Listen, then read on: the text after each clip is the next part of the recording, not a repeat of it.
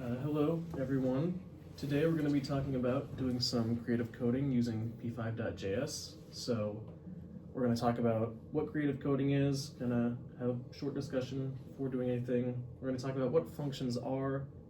We're going to go over some specific p5 functions, and then I'm going to give you some work time to work on a project, and then we'll have a bit of discussion and reflection, and that'll be the lesson. So first off, what is creative coding? So just a couple of questions here to kind of get the discussion going. What experience, if any, do you have with creative projects or coding? Where have you heard the term creative coding before? What do you think that might mean? And where do you think you might have seen creative coding before? So you don't have to answer all these questions, just kind of to start getting some ideation going. I know we had a class in high school you could take for coding. I personally have never done it at all or used any of it. What do I think it means? Just probably like the process that people use when they're coding. And I probably do see it like on my laptop. I don't know, just like any technology. But yeah, I have zero experience with coding. Okay, that's okay. I had a coding class in high school, and then last year I had one. I have no idea what creative coding is, though. Mm-hmm. We're gonna find out. So creative coding is essentially just coding for artistic intent over pure functionality. Some places where you might have seen creative coding are like visuals for concerts are creatively coded. People do live coding sometimes where they're like show the visuals they're making up on a screen and then adjust them with code in real time. And like art installations, you can see creative code exhibits, or even on websites or desktop backgrounds, those can have some like artistic elements to them. So a couple examples of some creative coding projects. Here we have Technicontrol by Bradley G. Monkowitz, Landlines by Zach Lieberman, which Landlines is essentially like you go to a website and you draw a line on there and it'll show you like a map picture on Google Earth that kind of looks like that line. It's very interesting. But it's also Test Pattern by Ryoji Ikeda, and even like Billie Eilish's Happier Than Ever tour has like some creative coding for the visuals in the background there. But, so what is p5.js? p5.js is a free open source creative coding library. A library is just a collection of executable functions of code, and we'll go over what functions are later. It uses the JavaScript coding language. So yeah, these are the functions we're going to learn today. Setup, create canvas, draw, background, ellipse, rect, and fill. I know it might seem like a lot right now, but they're all super simple. We'll be able to get through all of them in no time. So functions are named blocks of code. So they can be called repeatedly to simplify common tasks. Essentially, you put a bunch of code into a function, and then you call the function instead of having to do all that code over and over again. And that's what p5 does for us, is it gives us function we can use instead of having to type the code ourselves. So we have noticed here, I ended all these functions in parentheses. Why do you think that might be? Just give it your best guess. Does that make it know, like the computer know that's like the end of the code? Actually, yeah, that's pretty close. Well, It essentially, we need parentheses in p5. You need parentheses in order for the function to be called, and that means for it to be run. So some functions like the ellipse function, the parentheses contain parameters that adjust like the size and position of the shape. But in others like setup, it's also needed just for p5 to know that, okay, this isn't just text, this is an actual function, and I need to run it. So let's get started. Go ahead and open up p5.js.org on your computer. And when you get to there, you should notice in the bottom left-hand corner a button that says Start Coding. And go ahead and press that. And let me know when we're good there. Where? To p5.js.org. That's mine. That's what yours is too. Yeah. Oh, okay. Let's just look at p5.js then. Let's leave out the org this time. Okay, and This then one? go ahead. Yep, top result there. There we go. And Start then, coding? yep, start coding. Oh, yep, I got it. There we go. Got it? Awesome. If you want, you can go ahead and create an account too, just by hitting sign up in the corner there and then logging in. You don't have to if you don't want to though. That's just if you want to save your work today, you can. But Yeah. Are we good to go on? Yes. Awesome. So setup function, you'll see at the top of the canvas there, top of the code, sorry, on the top left, you'll see the function for setup. Do we both see that? So setup runs once at the beginning of our program, as opposed to the draw function you'll see kind of lower down there, below setup, and draw runs continuously. Why do you think it might be useful to have code that only runs once as opposed to continuously throughout the program? There might be some things that you only want to like happen one time versus just like I guess what you want the function of it to be. Yeah, exactly. So it can like prevent wasteful repetition, right? Because if you want something to only be run once, then there's no need to have it continuously checked again and again. That kind of just eats up at like the processing power of your computer, and that makes it more difficult to run bigger coding projects if a lot of that stuff's happening. It also helps to keep the sketch organized, and code in the setup function won't be affected by code in the draw function either, which can be useful. Create canvas should be located right under our setup function, within our setup function, and it creates the canvas on the right side of the screen. You'll see there that kind of big empty area there. It sets at a certain pixel width and height. Right now it's at 400 by 400, so that means it's 400 pixels wide by 400 pixels tall. So now what I'll have you do is adjust that to be 800 pixels by 800 pixels. And just let me know when you're all good, or if you need any help. Okay. Good. Awesome. So you'll notice the canvas hasn't changed, and that's because we need to press this play button in order for it to run the code, because right now it's changed, but we haven't told P5 to actually do what we've told it to. So if you press that play button, you should notice there's a big square on your screen now. Yes. Yes? Mm-hmm. Awesome. Now we have our draw function. Draw essentially runs the code continuously throughout the program, and as the name suggests, it can be used to draw on our canvas. It's where we'll put in all our shapes and colors and all that fun stuff. Background is right below canvas, or draw, sorry, and it sets the background color. So parameters in there can determine our background color, but it can also take certain words. So here you can see well, it's kind of hard to see there, but I put sky blue in there, magenta, and red. And so it's just, instead of using numbers to do that, we can just put in words instead. But we can also use numbers using the RGBA color model. It's a scale from 0 to 255, and it stands for red, green, blue, alpha. So R and G and B determine the red, green, and blue value. And A determines our alpha value, which is essentially just the transparency of the image. So a value of 0 will have none of the color present, while a value of 255 will have the maximum amount of color present there. So if you want to, just take a minute and go ahead and experiment with what colors you can get by having different values of 0 to 255. The fourth parameter for alpha is optional. You don't need to have that. You can also take just one parameter for grayscale, if you just want to do it from 0 to 255. But I'm going to kind of come around and see what you're working on. All of mine are gray.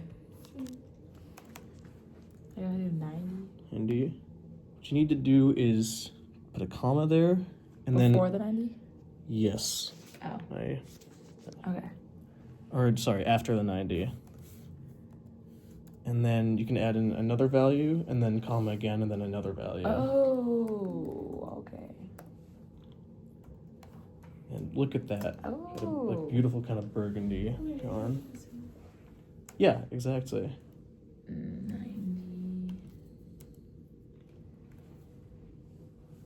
Through 255. Ooh, blue. Pretty. But yeah, you can kind of experiment with that and get all sorts of colors there. And so now we're going to talk about putting shapes on the canvas, but it's important to note that P5's origin starts at the top left of our canvas. So if we make a rectangle on there that's like 40 pixels by 40 pixels, and we say to put it 20 pixels and 20 pixels for our position, it'll set it 20 pixels from the left for our X position and 20 pixels from the top for our Y position. So that's just important to note there. So ellipse creates an ellipse on the canvas. An ellipse is just like a circle, essentially. It can be more of an oval, or it can just be completely round. Its parameters are X position, Y position, width, and height. So here you can see I've drawn a circle with the parameters 200, 300, 400, 400. So that means that its X position, which is drawn from the center, is 200 pixels from the left. So that's our X position. And then our Y position is 300 pixels from the top. And it's 400 pixels wide by 400 pixels tall. So rect is pretty much the same thing. It also has the same parameters of X position, Y position, width, and height in that order. Except unlike an ellipse, rect draws the rectangle from the top left corner. So if this was instead a rectangle, it wouldn't be the center at 200, 300, it would be its top left corner at 200, 300. So using that knowledge, I want you to try and recreate what I have here. Obviously, don't worry about the colors, just getting the rectangle in the right position is kind of what I'm looking for now.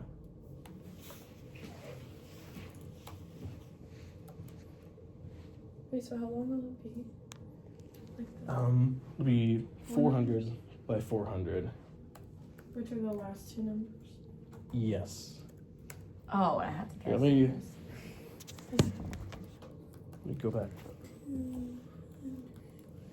And it's okay if it's not exactly there, but just try and get it like close to the middle of the screen. Okay.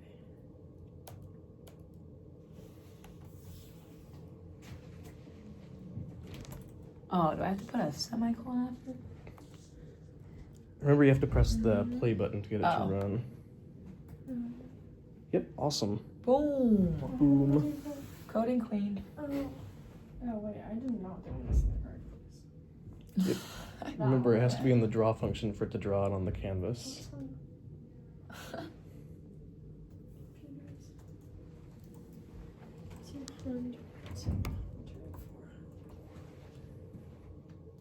Got it. Awesome. Wow.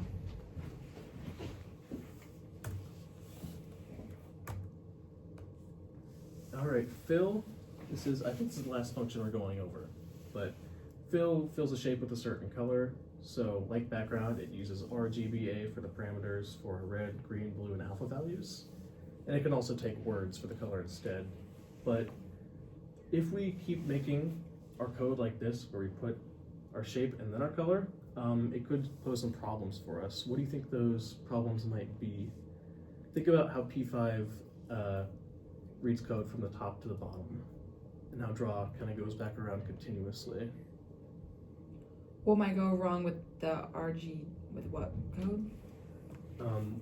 Like getting the right colors for the right shapes. If we keep putting like more shapes and more colors down here, something might go wrong if we do that. Oh, just like maybe not the order we wanted in or something? Yeah, that's pretty much it actually. So you can see right here, I have a rectangle that I want to be red and an ellipse that I want to be pink, but they're opposite because P5 is reading them from the top to the bottom. So we're in our draw function, and we have the background, that's okay. We have a rectangle, and then we have fill red. So P5's thinking is, okay, now everything that I see is going to be red, and so it's thinking when I go back around again, we're going to fill the rectangle red.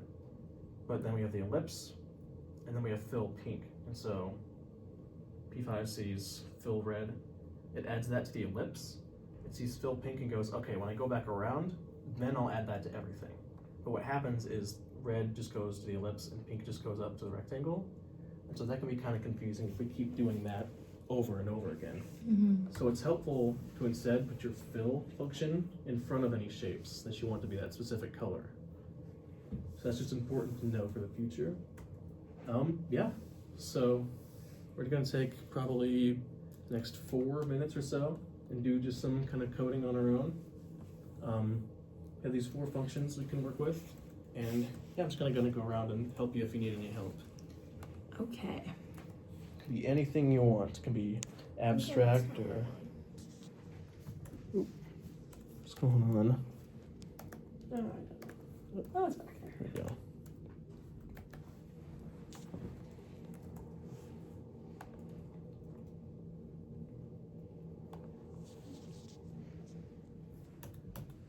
Coding is not my forte.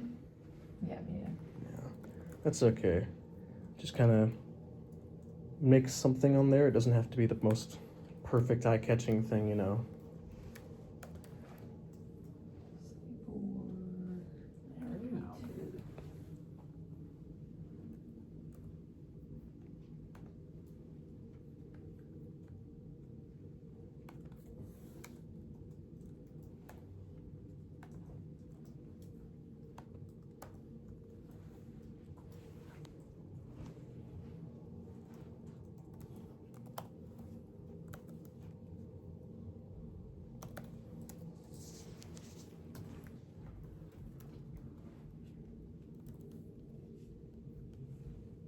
That's interesting.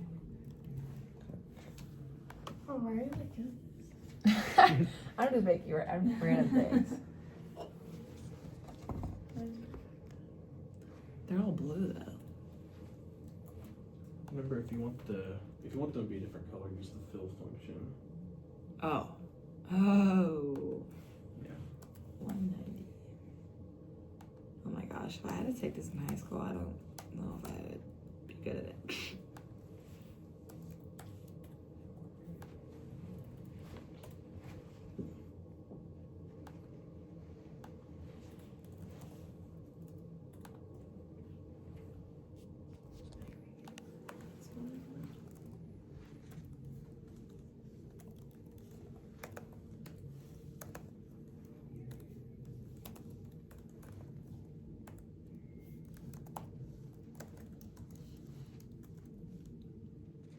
Probably gonna have about 30 more seconds here, and then we're gonna start wrapping it up.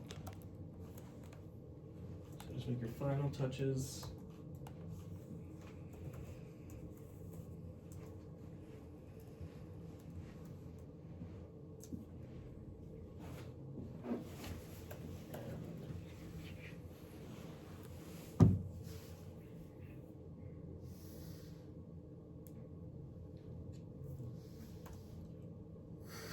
Got it. Got it? Awesome. So if you feel comfortable, just kind of sharing with everyone, I guess just all three of us, have a bit of a discussion and reflection about what we made, what we learned. Kind of like the beginning discussion, you don't necessarily have to answer each of these exactly, but these are more so like prompts to kind of get you going. But yeah, just kind of talk about what you made and what you learned and what might have inspired what you made. I made this. There's supposed to be a white square. I have no idea where it went. Yep. And I was surprised that you have to be like specific on a lot of this stuff to make sure that it all goes in the right way. I made this beautiful art project with Good. ovals and rectangles and squares.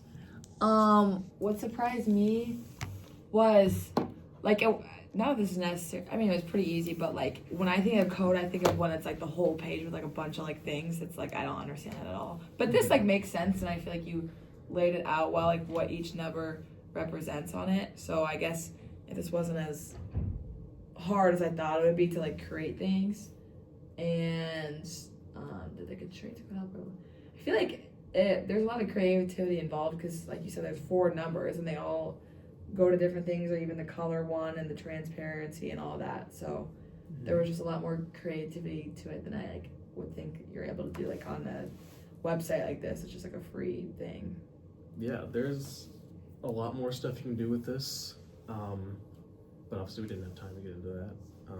But kind of, I guess the biggest takeaway I want you to have, even if you never code again in your entire life, I think code teaches us that like everything happens for a reason, you know, and that if something's wrong in your work or life or whatever, there's a bug in there somewhere that you can find and maybe kind of trace it back to, you know. But yeah, that is it. Thanks for coming.